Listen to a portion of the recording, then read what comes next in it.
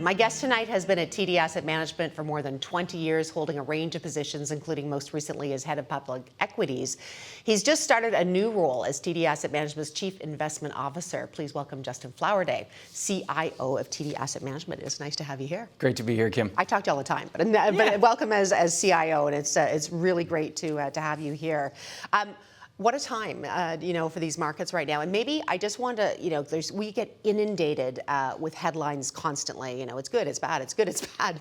And maybe I just want to start off with a step back and say, can you give us some context for where we are in the market? Yeah, and look, it sure doesn't feel good, but I don't think it ever really does. We're dealing with a lot of anxiety, and it's funny, I was speaking with a client recently, and they made the comment that markets are at all-time highs. Their wealth is at all-time highs, but it feels really, really bad. Yeah. And it's because of all the headlines that we see. And I mean, look, this year alone, we've had a war in Iran and U.S. We've had interest rate volatility across the world. We've seen lots of volatility. We had 2 10% moves in the opposite direction in the last 2 months alone. Yeah. And it's created a whole bunch of anxiety for the market. But it's not new. We've been dealing with this for 5, 6, 7 years. And look, if you go back to even just the pandemic, that was a huge shock for the global economy. Yeah. Inflation went to 9%. We then had a war in Russia-Ukraine the next year. We then had a bank failure. We had Liberation Day, and we had tariffs on everything from cars and steel to rice. And so it's been a lot to deal with, but the market just continues to compound. Let's take a look, because it's funny when you say it like that. It feels like this is just another bump, and I mean it doesn't mean that the volatility, those 10% swings you talk about, feel any better. But if we look at a chart here in terms of the S&P 500 over the last 20 years, to your point, it's up and to the right despite all the events that we actually see. Right, and yeah, this goes way back, and I think there's been a trend of almost 20 years now since the GFC of reasons to sell. And it does seem like there's been reasons to have a 10% pullback and maybe a 15% pullback. But there has been an environment where the market has continued to look through headlines and really spends time analyzing earnings. And earnings is what drives markets over the long term. Let's talk about the earnings, because I think the last time you and I talked, you brought in this chart and it was eye-opening. And just because people think that the concern with the markets is that it's valuation expansion, multiple expansion, that's what's driving things, and it's toppy. Right. And you bring this chart in, and Right. you're like, oh, so let's take a look at this and tell me what we're looking at. Right, so this is a shorter-term chart where we're looking at the contribution to what the price in the market has done over the last couple years. And you've seen the white line, which is price, and the two contributors, which are earnings growth and price to earnings multiple. And a lot of folks have said, look, I mean, the market's done really well, but it's because valuation multiples have expanded. And this chart just shows it's really not true. You've seen 15% earnings growth over the last couple of years, and the market has gone up in line with that. And you've actually seen in this year multiples contract because earnings expectations have actually increased on the back of all the great results. Is that reasonable? I mean, I guess these earnings prognostications, they're strong, they're big. With AI, I mean, that is driving a lot of it. So what's your sense on that? Yeah, look, there's a massive cycle taking place, and it's driven by AI. And AI has been the driver for the last 2, 3, 4 years, and it's going to continue. And we just heard last week from all the major hyperscalers, and they're not decreasing spending, they're increasing spending. And you're going to see it continue, and that flows through to the chips, that flows through to the industrial companies. So the entire ecosystem is getting a benefit, and you're seeing really, really strong growth and earnings revisions from that sector. The really cool thing, though, is you're starting to see it also spread to some of the other sectors. You have, in history, in the last 2 to 3 years, one big sector which driven the majority of the growth. The rest of the sectors haven't really kept up in terms of earnings per share growth. we are, for the first time this year, looking at kind of the 493 and seeing, wow, those are some really impressive numbers. We're seeing 15, 16% growth for the rest of the market in 2026.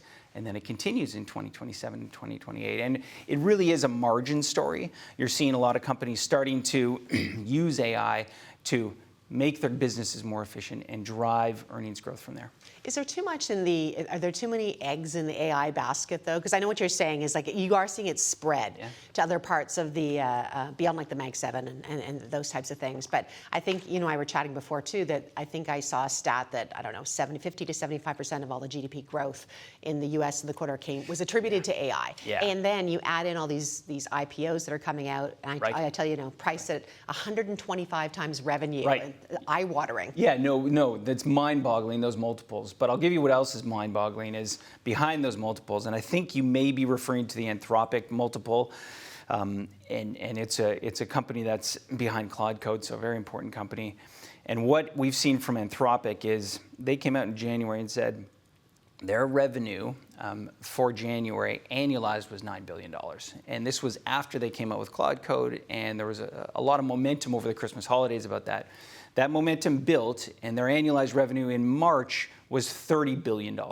So you saw more than a tripling in revenue annualized within 2 months. So it's real. It's not just headlines. And I think, look, I mean, the CapEx is real as well. And you see all these companies coming out and spending and taking a whole bunch of their free cash flow and reinvesting in the economy. The tricky part becomes when we built enough and you have a base effect of we have enough data centers and we're going to see a slowing of that growth in data centers and the infrastructure build out. At that point, the hope is that a lot of the economic momentum moves back into productivity in other areas of the economy. And then productivity stimulates earnings, demand, and then productivity stimulates jobs growth. And a lot of the jobs we actually haven't heard of today. We were talking about the knock-on effects, in my words, with AI in terms of the ripple that it has in other sectors and the builds and such. And I know I've read a lot about things moving from asset light to asset heavy. I tend to think about power. You said chips, all the things in there too, but also just the need for stuff. A lot of stuff that Canada has. Yes. So how does that translate into maybe where your outlook on the Canadian economy and Canadian outlook? Yeah, the outlook is positive. It hasn't always been positive, but today it is positive. And really, we're seeing a bunch of things that Canada is doing that's going to help the economy and the country over the coming years. If you look back at Canada's history, we've been dealt winning hand after winning hand after winning hand, and haven't necessarily capitalized on all the opportunities, right? If you look at AI and our leadership there, back in the day under Jeffrey Hinton and the ecosystem built out there in terms of leading edge thinking. If you think about LNG, if you think about critical minerals, we've had the assets, we've had the issue we've had is we haven't had the infrastructure to get the assets where they need to be or get them out of the ground. We now have some momentum. The Major Projects Office has obviously moved forward with highlighting some of the things they want to do to move quicker. I think we're going to see, and it's going to be, look, proof will be in the pudding, right? We're going to trust and verify. I do think that over the next couple of years, though, there's going to be an urgency and a push to move some of these projects ahead. And really, last year we got a bit of a kick in the pants. And I do feel there's a sense of urgency within Canada to move quicker, to ensure that we're taking full advantage of the resources we have and increasing the productivity for the economy. I know you mentioned we've seen actually a transaction recently in Canada. We've got a foreign buyer coming in and taking a stake. Or buying, I should say, a company, which is it's notable. It is, and it's not a huge deal, but it's notable because it marks the reversal of a trend. We had a trend of several years where the super major oil companies and some of the large materials companies were divesting in Canada. They just weren't willing to build because they didn't see Canada as being a place to invest very profitably. Last week, we got an announcement from Shell that they're going to be acquiring ARC Resources. So not a huge deal, but a commitment of capital back into the country. and a willingness to have assets that are going to produce over many, many, many years. And I really think the indication there is that capital is flowing back in the company. It's in the private market, it's in the public markets, and it's also in the private markets. I want to touch on the challenge, I'll say, of staying invested in just a second, because it's easily said, harder to do sometimes when you're kind of weathering what's going on. But in terms of risks in the market right now, I mean, what are the things that I think investors need to brace themselves for? What do you think is going to be causing some of this volatility? What are you watching and what's on your radar? Right. In the short term, obviously, the short-term largest risk is the Strait of Hormuz and making sure that that opens. And we got some news today that, look, there's potential progress. Now, we've seen head fakes before. Hopefully, this is the real deal. If you look longer term, I think global debt is on my radar of what I'll call a slow-moving train that we need to continue to think about. Global debt's now across all private, public, government, about $350 trillion. That's a big number. Globally, it's a big number. It's up $30 trillion this year. I think looking at some of the maturity walls coming in the next couple years is going to pressure potentially certain pockets of the debt markets globally. I'd point to the K-shaped economy as another risk that we're looking at, and again, it's a slow-moving risk. You've got a portion of the population that isn't necessarily seeing the wealth impact, and they're really feeling some of the cost of living burden.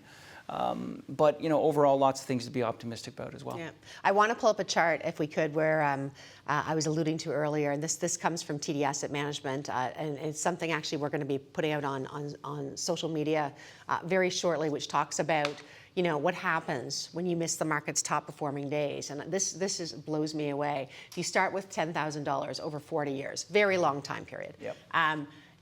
If you stayed fully invested, and again, the assumptions are below, but $352,000 is the number you end up with if you're fully in the market. If you miss only the 10 best days, 10, that's not many, over 40 years, it drops in half. Yeah. It's a little bit scary, right? As you try and time the market, because it's not just, okay, I'm going to get out for, at the top. I need to get back in, and the getting back in is really, really hard. Yeah, and I would say that, I mean, what your experience right now is the volatility is greater than it's ever been. Yeah, no, it is. I mean, we're seeing so many headlines, and along with the headlines, we're seeing intraday moves and week-to-week moves that are creating, frankly, a lot of opportunities for active investors who believe in a long-term story. Mm-hmm. But it's creating a lot of anxiety. And what I would say, though, is that this isn't going away. Chaos is the new normal. We're going to see, I mean, we've had a lot this year. We had a lot in the last 5 years. It's not going to end. The next 5 years, if we look back, is going to have a whole bunch of headlines. And really, it's important to say, okay, what does that headline mean for the investment that I have today, the cash flows it produces, and does that change my story? If it doesn't, then you don't do anything. If it does, you look at reevaluating.